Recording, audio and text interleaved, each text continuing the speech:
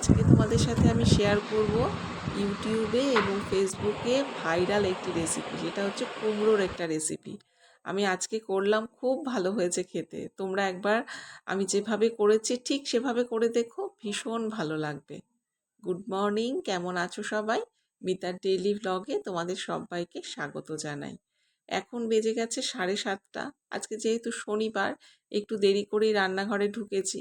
মানে সকালে চা করে নীলাদ্রিকে ছাতুর শরবত করে দিয়েছি।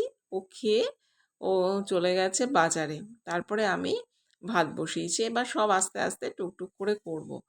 ভাবছিলাম যে কি করব, মাছ আছে অনেকটাই। আজকে নীলাদ্রিকে অনেক কম মাছ আনতে বলেছি শুধু একটা রুই মাছ এনো। আর অন্যান্য সব মাছ রয়েছে, মানে আগের সপ্তাহে না অনেকটা মাছ আনা হয়েছিল, পুরো তো খাওয়া হয়নি, সেই জন্য অনেক মাছ রয়ে গেছে। তো রাখারও তো জায়গা নেই, ও যে আনবে রাখারও তো জায়গা নেই আমার তো ওই মানে ফ্রিজটা দেখেইছো তোমরা। তো ওখানে তো একটু কম, মানে মাছের যেই জায়গাটা সেই জায়গাটা কম, তো ডাবল ডোর হলে মাছের যে জায়গাটা সেই জায়গাটা অনেকটা বেশি থাকে। যাই হোক, আজকে করব হচ্ছে পাবদা মাছ, ওই আগের দিন যেরমভাবে করেছিলাম, সর্ষে সর্ষে না পোস্ত দিয়ে সেইভাবেই করেছি আজকে।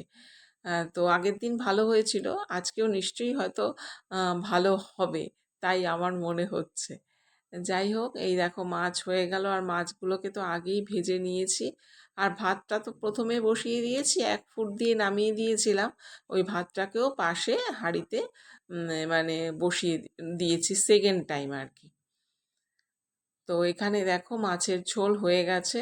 তবে কি বলো তো, পরে আবার না মাছের ঝোলটাকে আমাকে আরেকটু বাড়াতে হয়েছে। তখন কি করেছি বলো তো, তখন একটু সর্ষে দিয়ে নিয়েছি। নীলাদ্রিকে তো পোস্ত দিয়ে এই ঝোলটা দিয়ে দিয়েছি। আর দেখলাম যে দুপুরবেলা খাওয়ার সময় আমাদের ঝোলটা একদম কম হয়ে গেছে। তখন একটুখানি সর্ষে মানে গুলে, যেগুলো এমনি ডাস্ট পাওয়া যায় সেগুলো গুলে একটুখানি করে নিলাম। তো চলো আজকে এই যে কুমড়োর রেসিপিটা শেয়ার করি। প্রথমে কুমড়োগুলোকে দেখলে একটু মোটা করে কেটে নিয়েছি, তেল দিয়ে তার মধ্যে কালো জিরে আর কাঁচা লঙ্কা দিয়েছি। যেহেতু কাঁচা লঙ্কা মাঝখান দিয়ে ফেলে দিয়েছি, অল্প একটু লবণ দিয়ে দিলাম। তারপর এই যে কুমড়োগুলোকে এবার তেলে দিয়ে দিচ্ছি। এবার একটু ভালো করে ভেজে নেব। এখানে মানে ভাজতে ভাজতেই যাতে 80% সেদ্ধটা হয়ে যায়।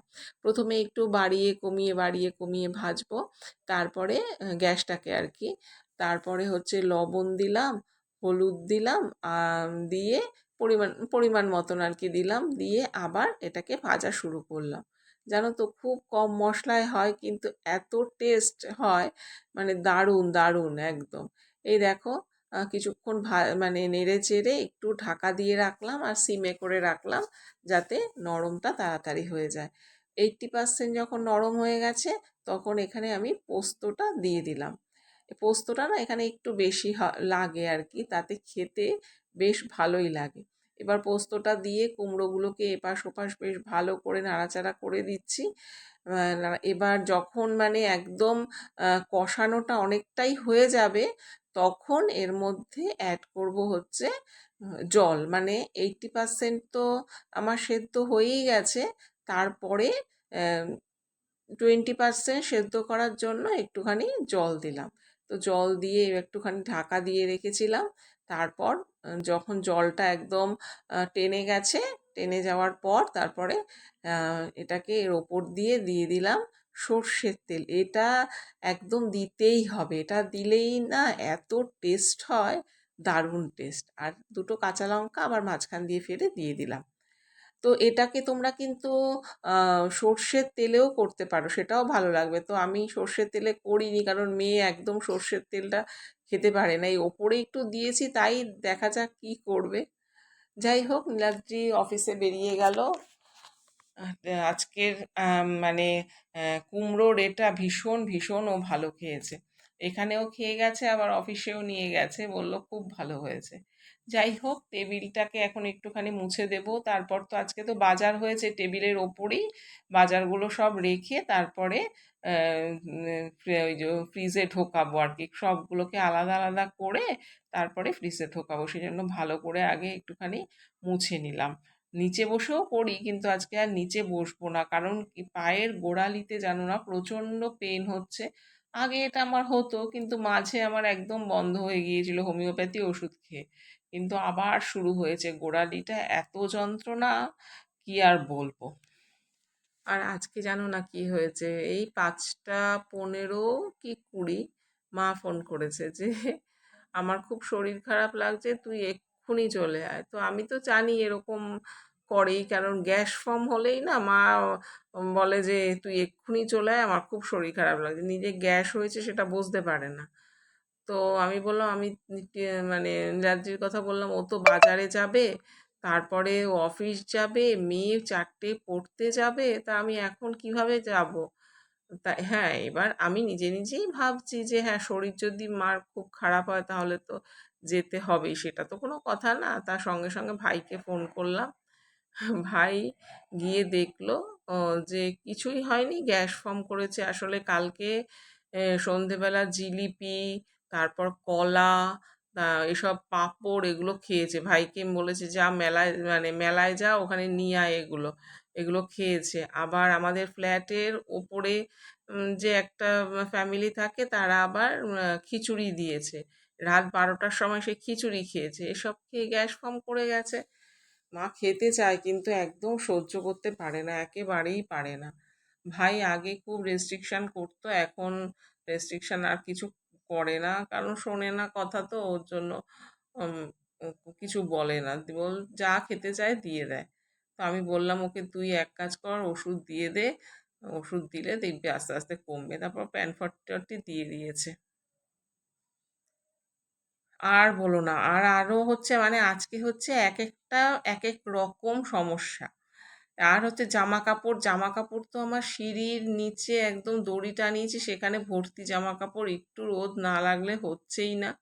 কিন্তু রোদে দিয়েছিলাম, অলরেডি 2বার আনা হয়ে গেছে। এই ঝিরঝির ঝিরঝির করে বৃষ্টি পড়ছে, আবার যাচ্ছি আবার নামছি, এই করে এত বিরক্ত লাগছে না, মানে সত্যিই বিরক্ত লাগছে। এখানে কিছু জামা কাপড় ওই বারান্দায় ছিল, সেই বারান্দার জামা কাপড়গুলো ভাঁজ করে নিচ্ছি। আর এরপরে যাব হচ্ছে ছাদে। কিছুক্ষণ আগে তো দিয়ে এলাম, আবার মানে টিপ টিপ টিপ টিপ করে পড়ছে। আর শুকনো জামাগুলো যদি ভিজে যায় না, তখন এই বর্ষাকালে খুব মুশকিল। তাই গিয়ে এবার ভেবেছি ফাইনালি যা আছে সবই নিয়ে আসবো, আর রাখবোই না।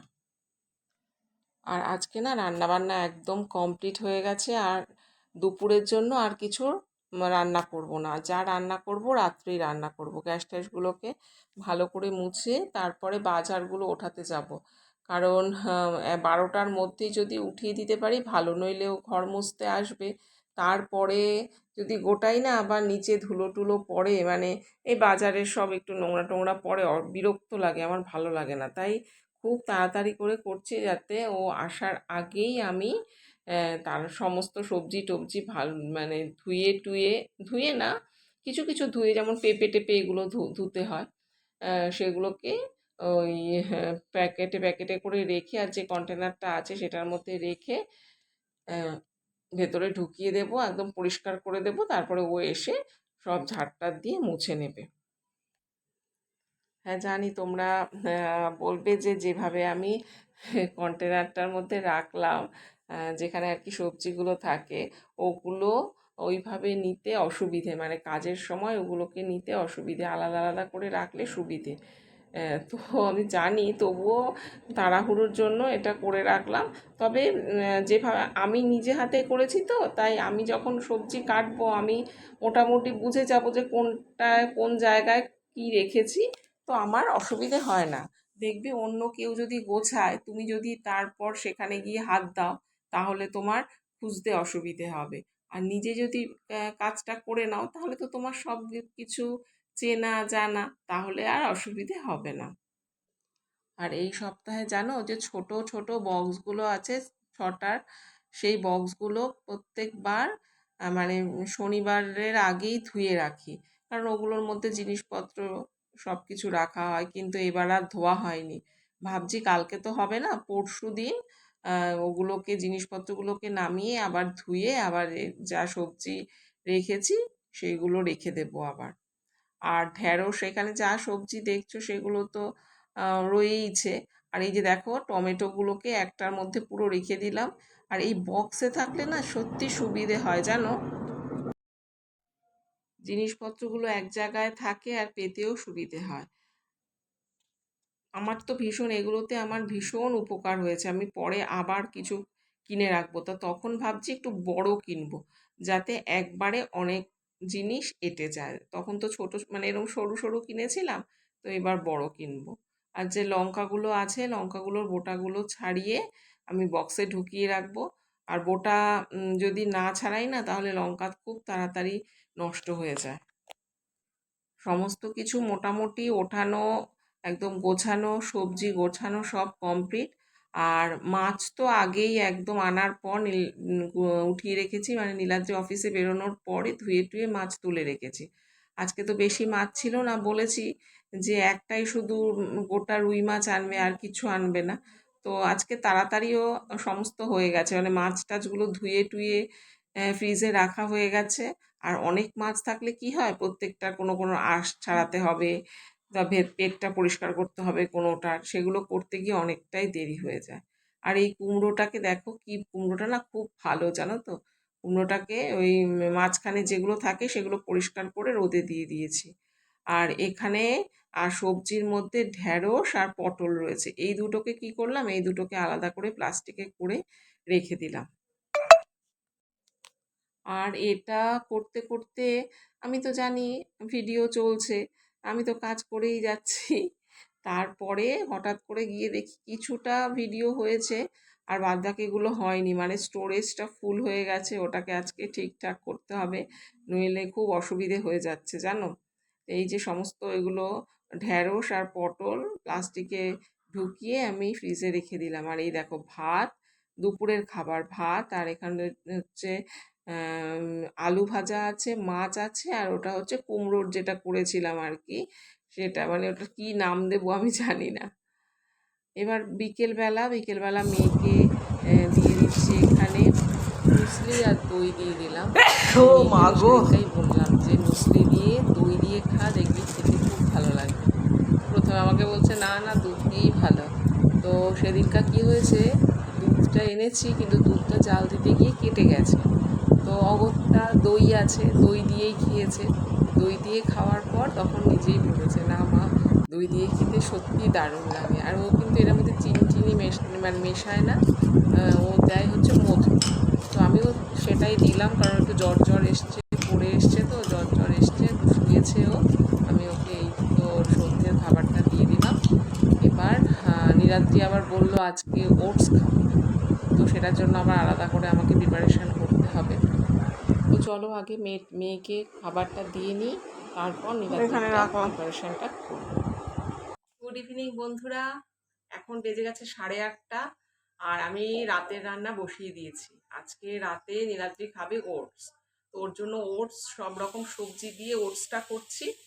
আর আমি মেয়েকে বললাম যে আজকে তাহলে আমরা চাউমিন খাবো, না বাইরে থেকে না, বাড়িতেই নিজেই করব। চাউমিনটা আজকে খাবো, কারণ এখন না আবার আমাদের জন্য আলাদা করে তরি তরকারি করতে ইচ্ছা করছে না।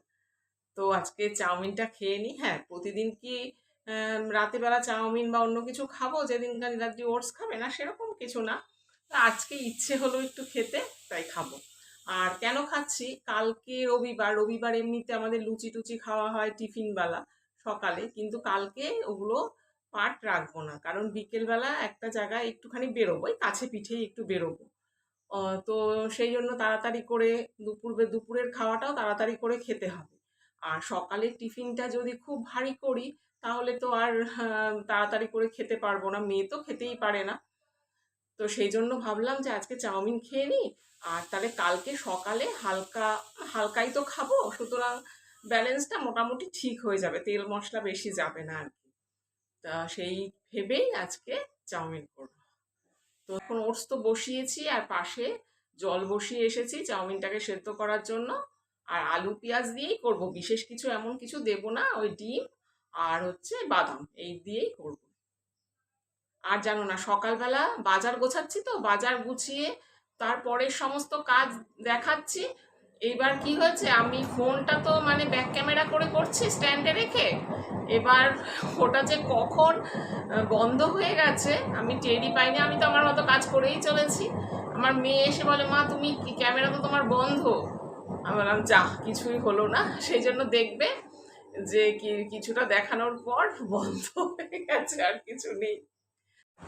তো চলো বন্ধুরা, আজকের মতো ভিডিওটা এখানেই শেষ করছি। এখন চাউমিন খাচ্ছি, মেয়েও ওদিকে খাচ্ছে, মেয়েদের খাওয়া কমপ্লিট, এবার বসে আছে গল্প করতে করতে। আজকের দিনটা শেষ করলাম। কেমন লাগলো আজকের ভিডিও জানাবে কমেন্ট করে, ভালো লাগলে প্লিজ লাইক করে দিও। আর এইরকম ভিডিও যদি তোমরা দেখতে চাও আমার চ্যানেলটিকে সাবস্ক্রাইব করে রাখতে পারো। আর আজকের মতো আসছি, টাটা।